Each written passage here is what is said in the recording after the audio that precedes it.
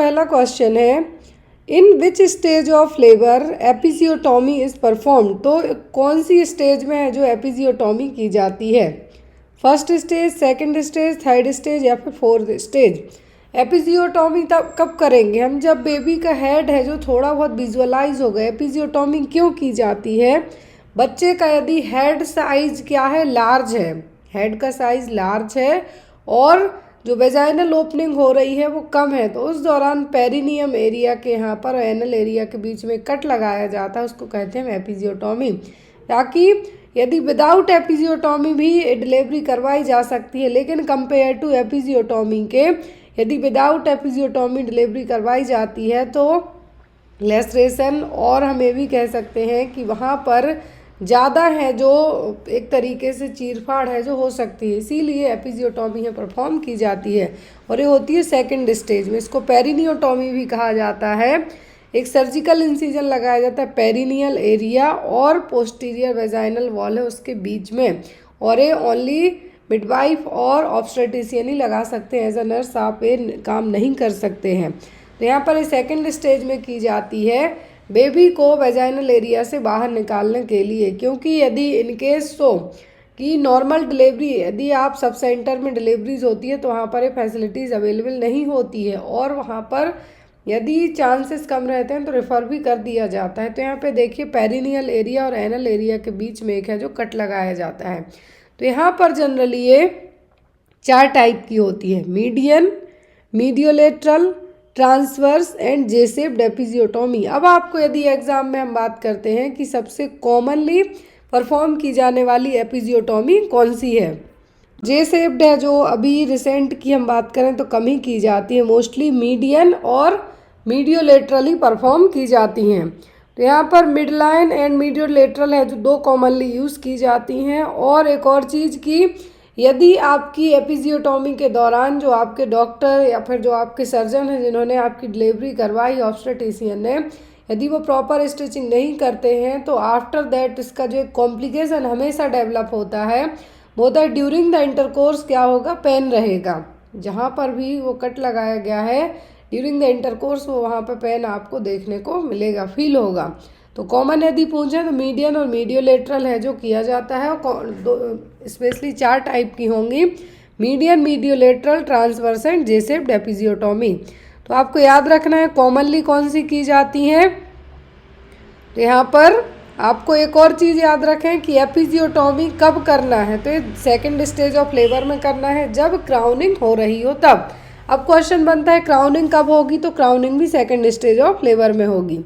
अगला क्वेश्चन है यहाँ पर, which symptom is differentiate pre eclampsia to eclampsia. यहाँ पर एक क्वेश्चन बहुत एग्जाम में आया हुआ है कि कौन सा सिम्टम है जो प्री एक्लेम्सिया को एक्लेम्सिया से डिफ्रेंशिएट करेगा।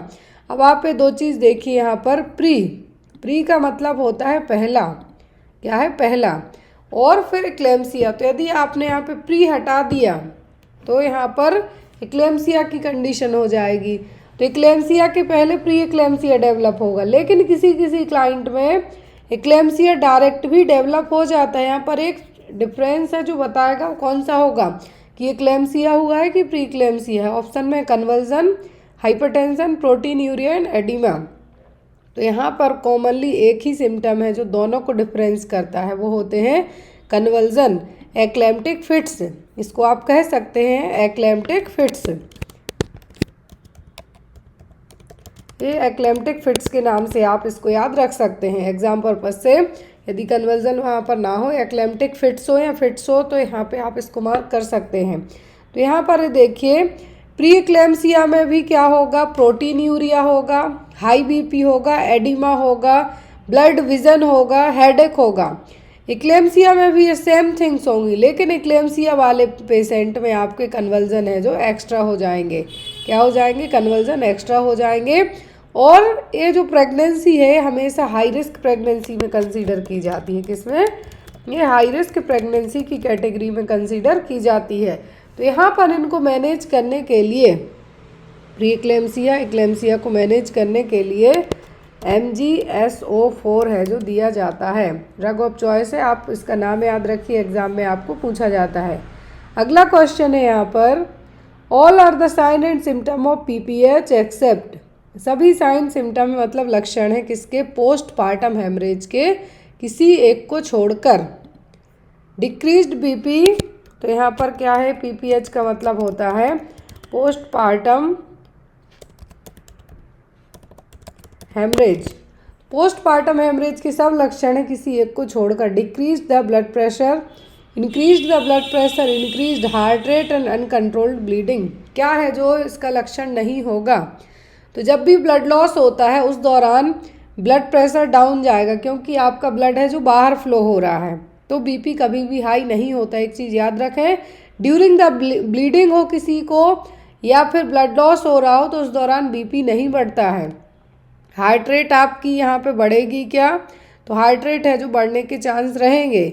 ब्लीडिंग अनकंट्रोल्ड होगी, मतलब यदि जब पोस्टपार्टम हेमरेज की कंडीशन हो रही है तो 500 ml से ज़्यादा ब्लड लॉस होता है तब तो पीपीएच कंसीडर किया जाएगा।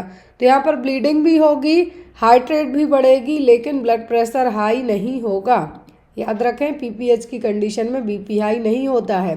ये देखिए, पीपीएच कंसीडर कब किया जाता है कि विद इन फर्स्ट 24 आवर में यदि डिलीवरी के 500 ml से ज़्यादा ब्लड लॉस हो जाए तो वो कंडीशन क्या कहलाती है, पोस्टपार्टम हेमरेज।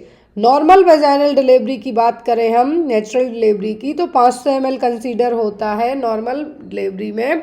यदि यही सिजेरियन सेक्शन की यदि आपको पर्टिकुलरली एग्जाम में पूछ लें कि यदि LS-CS परफॉर्म हुआ है तो वहाँ पर होता है आपका more than 1000 ml, more than 1000 ml loss होगा तब पीपीएच कंसीडर होगा। लेकिन यदि आपको कुछ भी नहीं लिखा है कि LS-CS डिलीवरी हुई है कि नॉर्मल वेजाइनल डिलीवरी हुई है, तब आप हमेशा मार्क कीजिएगा क्या, ओनली 500 ml से ज़्यादा। मोर देन 500 ml से ज़्यादा ब्लीडिंग होती है तो वो कंडीशन कंसीडर होती है पोस्टपार्टम हेमरेज में। दो कैटेगरी होती हैं, प्राइमरी और सेकेंडरी। प्राइमरी का मतलब है कि प्लेसेंटा एक्सपेल्ड आउट होने के बाद ही, प्लेसेंटा बाहर निकलता है उसके विद इन 24 घंटे के अंदर ही यदि 500 ml से ज़्यादा ब्लड लॉस हो जाता है तब वो कंडीशन कहलाती है प्राइमरी पोस्टपार्टम हेमरेज। सेकेंडरी में कंसीडर होगी जब 24 घंटे हो गए हों डिलीवरी को, 24 घंटे हो गए हों डिलीवरी को, लेकिन उस 24 घंटे के बाद से लेके 6 हफ्तों तक जो 6 वीक का परपीरियम पीरियड होता है, 6 वीक तक का जो परपीरियम पीरियड होगा तो वो यहाँ पर क्या कहलाएगा, वो कहलाएगा परपीरियम पीरियड है जो कितना होता है जनरली 6 वीक का। तो यहाँ पर 6 वीक और 42 डेज में आप इसको याद रख सकते हैं, या फिर 1.5 मंथ। तो यहाँ पर जो परपीरियम पीरियड है उस दौरान यदि 6 हफ्ते से लेके 6 वीक और 42 डेज है जो कंसीडर होता है, तो यहाँ पे यदि 24 घंटे से लेके 6 हफ्तों के बीच में डिलीवरी होती है तो वो सेकेंडरी में आएगा, मतलब दूसरा फैक्टर हो गया। अब मेन रीज़न क्या होता है, हमेशा एग्जाम पर्पज से क्वेश्चन है, यूट्राइन एटोनिसिटी। प्राइमरी रीज़न होता है क्या, फर्स्ट रीज़न पूछें और प्राइमरी रीज़न पूछें तो आपको यूट्राइन एटोनी है ऑप्शन में, लेस्ट्रेशन है, इन्वर्जन ऑफ यूट्रस है, बट आप आंसर कीजिए यूट्राइन एटोनिसिटी। यूट्राइन एटोनिसिटी का मतलब है कि जो यूट्रस में प्रॉपर कॉन्ट्रैक्शन आते हैं तो ब्लीडिंग को कंट्रोल करने में हेल्प करते हैं, लेकिन यूट्रस की जो मसल टोन है वो ही ख़त्म हो जाए, वो ही बिल्कुल ना हो, बहुत कम हो, तो इसलिए यहाँ पे पीपीएच होने के चांसेस ज़्यादा होंगे। पीपीएच को मैनेज करने के लिए यदि आपको ड्रग ऑफ चॉइस पूछी जाए तो वो होती है ऑक्सीटोसिन। ऑक्सीटोसिन और पिटोसिन आपको ऑप्शन में हो सकते हैं, तो यहाँ पे ड्रग ऑफ चॉइस इसके लिए होती है मैनेज करने के लिए। अब 4T होते हैं पीपीएच के लिए। पहला 4T, T मतलब tone, tissue, trauma, thrombin. Tone का मतलब है यूट्राइन एटोनिसिटी, मतलब मसल टोन यूट्रस की चली गई। दूसरा टिश्यू का मतलब retained placenta, invasive placenta. Retained placenta का मतलब है कि डिलीवरी हुए 30 मिनट तक हो गए तब भी प्लेसेंटा या तो बाहर आया है या हाफ मटेरियल बाहर आया है, थोड़ा बहुत अंदर रह गया, तो वो कहलाते हैं रिटेंड प्लेसेंटा। नॉर्मल यदि हम बात करें 15 से 30 मिनट के अंदर बच्चा बाहर आने के बाद, फीटस जो बेबी है उसके बाहर आने के बाद से लेके 15 से 30 मिनट के अंदर प्लेसेंटा बाहर आ जाता है। लेकिन यदि ये नहीं आता है तब मैनुअली और फंडल मसाज के थ्रू इसको निकालने की कोशिश की जाती है। लेकिन यहाँ पर जब वो टिश्यू मतलब यहाँ पे क्या है, प्लेसेंटा, जो कि एक टेम्पररी ऑर्गन है, आफ्टर डिलीवरी बाहर आ जाता है, तो वो एक रीज़न हो सकता है। तीसरा हो सकता है ट्रॉमा। जेनाइटल पार्ट में, जेनाइटल ट्रैक्ट में, चाहे वो यूट्रस हो, वेजाइना हो, सर्विक्स हो, या किसी भी एरिया में, जेनाइटल ट्रैक्ट के किसी भी एरिया में कुछ इंजरी वगैरह हो गई हो, तो वो भी एक रीज़न है जो हो सकता है ब्लीडिंग का। थ्रोम्बिन, जब कोआगुलोपैथी की कंडीशन हो गई हो या ब्लड क्लॉटिंग प्रॉपर नहीं हो पा रही हो, तो वो भी रीज़न हो सकता है। तो 40 आपसे पूछे तो 40 में होता है torn tissue trauma and thrombin. Next है यहाँ पर, वही मैंने आपको बताया कि IV ऑक्सीटोसिन दिया जाता है यूट्रस को दोबारा से स्टिमुलेट करने के लिए, ताकि जो रिटेन्ड बिट्स हैं प्लेसेंटा के, यूट्रस की जो मसल टोन खो गई है उसको वापस से रिवर्ट किया जा सके। नेक्स्ट है यहाँ पर, if a women has not began to menstruate till 16 year of age, it is known as. यदि कोई क्लाइंट है, जो यदि कोई महिला है 16 साल की हो गई है, तब तक भी उसको पीरियड्स नहीं आते हैं, मेंस्ट्रुएशन नहीं आते हैं, तब उस कंडीशन को हम क्या कहेंगे? Primary amenorrhoea, secondary amenorrhoea, dysmenorrhoea या फिर पॉलीमेनोरेजिया क्या कहलाएगा? यदि कोई महिला 16 साल तक की हो गई है और पीरियड्स उसके नहीं आ रहे हैं, तब वो कहलाता है प्राइमरी एमनोरिया। क्या है? Primary amenorrhoea. प्राइमरी का मतलब है यहाँ पर कि हो सकता है कुछ ऑर्गन्स में प्रॉब्लम और अभी तक उसके आए ही नहीं है। सेकेंडरी का मतलब क्या होगा? एक बार आ गए लेकिन उसके बाद 6 महीने हो गए तब से नहीं आए हैं, मतलब एक बार तो आ चुके हैं, तो वो प्राइमरी नहीं होगी, वो कहलाएगी सेकेंडरी। डिसमेनोरिया का मतलब होता है पेनफुल मेंस्ट्रुएशन। क्या होगा? Painful menstruation. तो यहाँ पे देखिए, प्राइमरी एमनोरिया मतलब कभी भी नहीं आए, 16 साल तक की एज हो गई तब भी नहीं आए हैं। सेकेंडरी में एक बार आ गए लेकिन 6 महीने से नहीं आ रहे हैं, पहले रेगुलर साइकिल रही है 28 दिन की, 30 दिन की, लेकिन अभी नहीं है, तो वो सेकेंडरी। अब यहाँ पे देखिए कुछ मेंस्ट्रुअल डिसऑर्डर हम देखते हैं जो एग्जाम में आपको आते हैं। तो यहाँ पर है ओलिगोमेनोरिया। ओली वर्ड जुड़ जाए हमेशा मेडिकल टर्म में तो मतलब कुछ ना कुछ कमी हो जाती है, मतलब ओलिगो है तो यहाँ पे कमी है। Menstruation occurring with in interval of more than 35 days. Generally जो एक एवरेज साइकिल कंसीडर की जाती है वो आती है 28 डेज़ में। एवरी 28 डेज़ में है जो पीरियड्स आना स्टार्ट होते हैं। तो यहाँ पर जो कि नॉर्मल हम बात करें तो 5 to 7 डेज़ है जो फ्लो होता है। यदि एग्जाम में पूछें तो 5 डेज़ आप मार्क कीजिए, बट एवरेज मैंने बताया कि 5 दिन है जो नॉर्मली रहते हैं। ओलिगो में 35 दिन से ज़्यादा का टाइम हो गया तब भी पीरियड्स आएंगे, 35 दिन के इंटरवल में। पॉली में मतलब बार बार आ रहे हैं, पॉलीमेनोरिया मतलब बार बार है जो आ रहे हैं, 21 दिन के अंदर ही, 21 दिन से कम के दिनों में ही, महीने में 2 बार तक आ जा रहे हैं। फिर है metrorrhagia, menstrual bleeding occurring at interval और ब्लीडिंग बिटवीन मेंस्ट्रुअल साइकिल। तो यहाँ पर मेट्रोरेजिया का मतलब है कि जो ब्लीडिंग हो रही है मेंस्ट्रुअल साइकिल में ही ज़्यादा हो रही है। फिर मेनोरेजिया, हर 7 दिन जो ब्लीडिंग हो रही है वो 80 ml से ज़्यादा हो रही है। जो पीरियड्स हैं, पीरियड्स रेगुलर मेंस्ट्रुअल साइकिल में ही कैसे हो रहे हैं? रेगुलर मेंस्ट्रुअल साइकिल में 7 दिन से ज़्यादा ब्लीडिंग हो रही है और बहुत ज़्यादा ज़्यादा ब्लड फ्लो हो रहा है, ब्लड लॉस हो रहा है, तो वो क्या है? मेनोरेजिया। मेट्रो और मेनो में कंफ्यूज मत होइए। मेट्रो का मतलब है कि इरेगुलर इंटरवल में ब्लीडिंग होना, मेंस्ट्रुअल साइकिल की इरेगुलर इंटरवल में ब्लीडिंग होना। मेनोरेजिया में नॉर्मल रेगुलर मेंस्ट्रुअल साइकिल में ही ज़्यादा ब्लीडिंग होना। मेनो मेट्रोरेजिया, ये देखिए मेनो भी जुड़ गया, मेट्रो भी जुड़ गया, मतलब ब्लीडिंग हो रही है, बहुत ज़्यादा हो रही है रेगुलर इंटरवल में, इरेगुलर इंटरवल में। इरेगुलर मतलब कभी भी 1 महीने में 2 बार पीरियड्स आ जाए, लेकिन 2 बार पीरियड्स आने में भी बहुत ज़्यादा ब्लड लॉस हो जाना। नेक्स्ट है यहाँ पर, which kind of medication is use to postpone preterm labour. तो इनमें से कौन सी मेडिकेशन यूज़ की जाएंगी? यदि प्रीटर्म डिलीवरी होने वाली है तो उसको पोस्टपोन करने के लिए, आगे खिसकाने के लिए 1-2 दिन, 3-4 दिन के लिए, तो क्या हो, कौन सा यहाँ पर आप ट्रीटमेंट देंगे? टोकोलाइटिक्स देंगे, ऑक्सीटोसिन देंगे, दोनों देंगे या कुछ भी नहीं देंगे? क्या करेंगे? तो यदि जो प्रीटर्म लेबर है उसको पोस्टपोन करने के लिए मेडिकेशन की बात की जाती है तब दिए जाते हैं टोकोलाइटिक्स एजेंट्स। क्या हैं?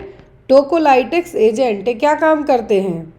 कॉन्ट्रैक्शन को इनहिबिट करने का काम करते हैं। याद रखें यहाँ पर कॉन्ट्रैक्शन जो आना स्टार्ट हो रहे हैं, यूट्राइन कॉन्ट्रैक्शन स्टार्ट हो रहे हैं, उनको इनहिबिट और सप्रेस करने का काम करेंगे। कौन? Tocolytics agent. ऑक्सीटोसिन देंगे तो और ज़्यादा कॉन्ट्रैक्शन आने लगेंगे। ऑक्सीटोसिन देंगे क्योंकि लेबर इंड्यूस करने के लिए क्या दिया जाता है? ऑक्सीटोसिन दिया जाता है। लेकिन हमें यहाँ पे लेबर इंड्यूस नहीं करना है, कॉन्ट्रैक्शन को सप्रेस करने की कोशिश करना है, तब हम टोकोलाइटिक्स एजेंट है जो यहाँ पे देते हैं। तो टोकोलाइटिक्स क्या करेंगे? जो कॉन्ट्रैक्शन आ रहा है उनको इनहिबिट करने का काम करेंगे, सप्रेस करने का काम करेंगे। और यहाँ पर इसमें जो कैटेगरी रखी जाती है उसमें बीटा एड्रिनर्जिक एगोनिस्ट हो सकते हैं, कुछ NSAID ड्रग्स हो सकती हैं, MgSO4 हो सकता है, या फिर कैल्शियम चैनल एंटागोनिस्ट हो सकते हैं। ऑक्सीटोसिन एंटागोनिस्ट मतलब जो ऑक्सीटोसिन के अपोजिट काम करेगा। ऑक्सीटोसिन नहीं देना, ये चीज़ ध्यान रखिए, नहीं तो आपने पढ़ा मैम ने तो ऑक्सीटोसिन लिख दिया। तो ऑक्सीटोसिन एंटागोनिस्ट दैट मीन्स जो इसके ऑक्सीटोसिन के अपोजिट में काम करेगा। ऑक्सीटोसिन स्टिमुलेट करेगा तो ये सप्रेस करने का काम करेगा, तो क्या कहलाते हैं? टोकोलाइटिक एजेंट्स। नेक्स्ट है यहाँ पर bubbler assessment is used in which period of pregnancy. तो बबलर असेसमेंट है जो प्रेगनेंसी के किस पीरियड में यूज़ किया जाता है? एंटीनेटल, इंट्रानेटल, पोस्टनेटल, या फिर किसी में भी नहीं। तो बबलर असेसमेंट यूज़ किया जाता है पोस्टनेटल पीरियड में। इसमें पोस्टनेटल पीरियड में ये देखिए बबलर, यहाँ पे I think so it's proper visible. Postnatal period में बबलर असेसमेंट का क्या काम होता है? ब्रेस्ट, पहला ब्रेस्ट में इनगॉर्जमेंट तो नहीं हो रही है, इन्फेक्शन तो नहीं हो रही। इनगॉर्जमेंट का मतलब होता है कि ज़्यादा ब्रेस्ट मिल्क में जो ब्रेस्ट का प्रोडक्शन है ज़्यादा होने के बाद जो ब्रेस्ट मिल्क है क्या हो जाएगा? फिल्ड अप हो जाएगा, जिसके कारण हैवीनेस रहेगी, कभी कभी पेन भी होने लगता है। मास्टाइटिस डेवलप तो नहीं हो रहा है।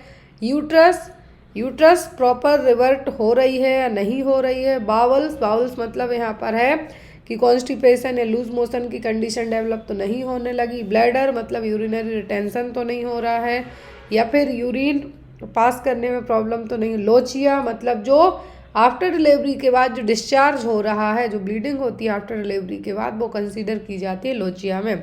एपिजियोटॉमी, सी सेक्शन इंसीजन हुए हैं तो उनको चेक करना है, एपिजियोटॉमी हुए तो उनको चेक करना है। या फिर यहाँ पे मैटरनल इमोशनल फीलिंग भी हो सकती है न्यूबॉर्न बेबी होने के बाद, क्योंकि एक जो नया चैप्टर स्टार्ट होता है ज़िंदगी का, तो इसलिए इमोशनल भी आपको अपने क्लाइंट को चेक करना है। क्योंकि आफ्टर डिलीवरी के बाद पेशेंट में कुछ पेशेंट में यदि उनको फैमिली सपोर्ट नहीं मिला, या मोरल सपोर्ट नहीं दिया गया, या किसी को बॉय चाहिए गर्ल हो गया, गर्ल चाहिए बॉय हो गया, तो उस दौरान आपके क्लाइंट में जो साइकोटिक प्रॉब्लम्स भी डेवलप हो सकती हैं, ब्लू हो सकते हैं, पोस्टपार्टम डिप्रेशन हो सकता है। तो उन सब चीज़ों के लिए यहाँ पे बबलर असेसमेंट है जो इस्तेमाल किया जा सकता है। तो यहाँ पर breast, uterus, bowel, bladder, lochia, episiotomy, incision और LSCS और इमोशनल सपोर्ट यहाँ पे इंक्लूड हो जाएगा। नेक्स्ट है यहाँ पर vaginal discharge after giving birth containing blood, mucus and uterine tissue, it's known as. तो आफ्टर बर्थ के बाद, बच्चे को जन्म देने के बाद जो ब्लीडिंग होती है, यूट्राइन टिश्यू होंगे, उसमें म्यूकस होगा, डिस्चार्ज होगा, वो सब क्या कहलाता है? PPH, लोचिया, होमनसाइन या फिर सो। तो यहाँ पर सो की बात करें हम तो ये ब्लडी सो है, और यहाँ पर ये देखने को कब मिलता है? जैसे ही कॉन्ट्रैक्शन आना स्टार्ट होते हैं। और ये क्या है? ट्रू साइन है, ट्रू लेबर पेन का एक साइन है जो कंसीडर होगा। ट्रू लेबर पेन का एक साइन है, ब्लड डिस्चार्ज हो रहा है, जो म्यूकस प्लग क्या हुआ है यहाँ पे? ओपन हुआ है, जिसके कारण ये डिस्चार्ज होगा। हॉमन साइन देखने को मिलता है DVT में, डीप वेन थ्रोम्बोसिस वाले में। लोचिया ये क्या होगी? ये ब्लीडिंग होगी आफ्टर द डिलीवरी के बाद है, जो बर्थ के बाद। देखिए वेजाइनल डिस्चार्ज हो रहा है बर्थ के बाद, बच्चे के जन्म के बाद से, तो कहलाता है लोचिया। PPH का मतलब होता है मोर देन 500 ml से ज़्यादा ब्लड लॉस हो जाना। हमने जस्ट अब भी पढ़ा है तो यहाँ पर ए होगा। अब लोचिया 3 टाइप का होता है, रूब्रा, सिरोसा, अल्वा। याद रखें RSA से आपको बहुत इजीली ये याद रहेगा। RSA rubra, serosa, Alva.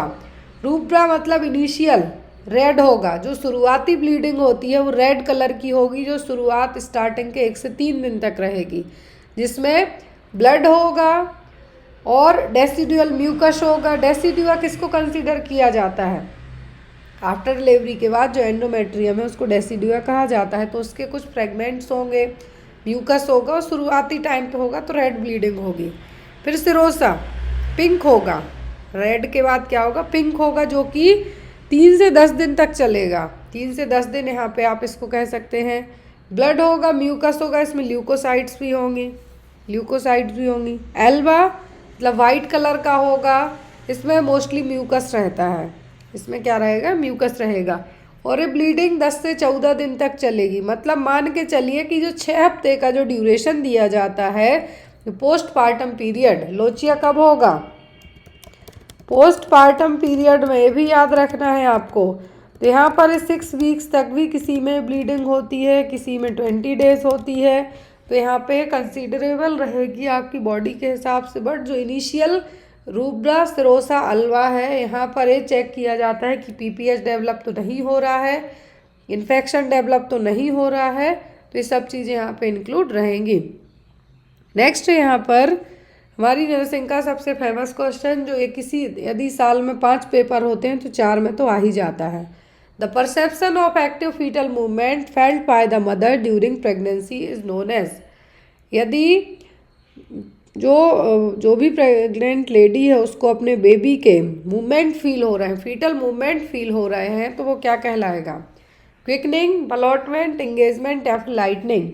Lightning तो ये होगा कि कंप्लीट जो 36 वीक की प्रेगनेंसी हो गई है तब प्रेगनेंसी 37 कंसीडर होती है। 36 वीक की प्रेगनेंसी हो गई है तो वो कहाँ तक जाती है? एक्सीफेस्टर्नम तक, चेस्ट तक। लेकिन वो सडनली ड्रॉप होगा बेबी नीचे की तरफ, फीटस है जो नीचे की साइड ड्रॉप होगा इंगेज्ड होने के लिए, तो वो कहलाता है लाइटनिंग। लेकिन जो फर्स्ट फीटल मूवमेंट होते हैं, माँ को फील होते हैं, क्या कहलाते हैं? Quickening.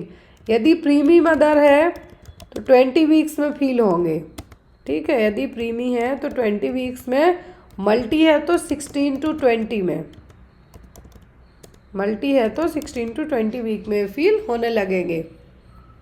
Next one is, it is defined as the time from the delivery of the placenta through the first few weeks after the delivery. कौन सा टाइम है जो प्लेसेंटा बाहर आने के बाद से, डिलीवरी ऑफ प्लेसेंटा से लेके कुछ हफ्ते तक डिलीवरी के, क्या कहलाएगा? Puerperium period, antenatal period, lochia या फिर पायरेक्सिया। पायरेक्सिया का मतलब तो होता है फीवर। क्या है? पायरेक्सिया का मतलब होता है फीवर। लोचिया जस्ट हमने अभी पढ़ा। एंटीनेटल पीरियड का मतलब होता है कंसीव करने से लेबर तक का जो टाइम है, बिफोर लेबर, क्या है? बिफोर लेबर पेन तक का जो टाइम है वो कंसीडर होता है किसमें? एंटीनेटल पीरियड में। इंट्रानेटल पीरियड का मतलब होता है लेबर स्टार्ट होने से लेके बेबी बाहर आने तक का पीरियड। पोस्टनेटल का मतलब होता है आफ्टर डिलीवरी के बाद वाला पीरियड, वही कहलाता है परपीरियम पीरियड। क्या कहलाएगा? परपीरियम पीरियड, जो कि 6 हफ्ते का रहेगा, या फिर आप इसको 42 दिन का भी है जो याद रख सकते हैं। परपीरियल पायरेक्सिया का मतलब होता है हाई टेम्परेचर होना, रीजन होता है कुछ ना कुछ इन्फेक्शन होना, और ये जनरली आफ्टर डिलीवरी के बाद से लेकर 24 घंटे के बाद ही डेवलप होगा। इसका रीज़न हो सकता है सेप्सिस, मास्टाइटिस या फिर इन्फेक्शन कुछ भी। तो यहाँ पे क्या टेम्परेचर कब हाई होगा? जब इन्फेक्शन होगा, याद रखिए। तो यहाँ पर परपीरियल पायरेक्सिया होता है first 10 days after the delivery होने के 24 घंटे के बाद से लेकर यदि 10 दिनों के अंदर तक यदि फीवर आ जाए तो वो कंसीडर होता है परपीरियल पायरेक्सिया में। नेक्स्ट इज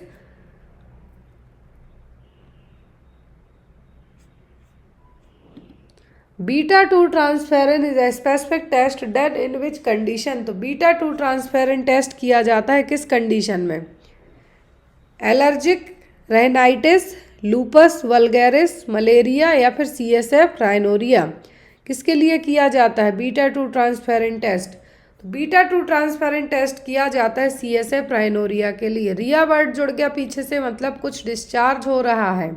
हमेशा याद रखें, रिया वर्ड जुड़ा मतलब कुछ डिस्चार्ज हो रहा है। CSF सेरिब्रो स्पाइनल फ्लूइड, जो ऐसी कंडीशन है जो हमारा CSF है, ब्रेन के सराउंडिंग एज अ कुशन का काम करता है, लेकिन जब ये कुछ एक्सीडेंटल के कारण या फिर कुछ इंजरी के कारण नोज़ के थ्रू, नोज़ और साइनस के थ्रू जब यही CSF डिस्चार्ज होने लगे तो वो क्या कहलाता है? CSF rhinorrhoea. और अब ये नोज़ का म्यूकस आ रहा है या CSF आ रहा है, उसको चेक करने के लिए है जो टेस्ट किया जाएगा, बीटा 2 ट्रांसपेरेंट टेस्ट किया जाएगा कि जो नाक से म्यूकस आ रहा है या CSF आ रहा है उसको आइडेंटिफाई करने के लिए कि CSF लीक हो रहा है कि ये नोज़ का जो म्यूकस है वो लीक हो रहा है। और ये होता है कब? यदि कुछ मेजर एक्सीडेंट हुए हो या ट्रॉमा की कंडीशन हुई हो उस केस में।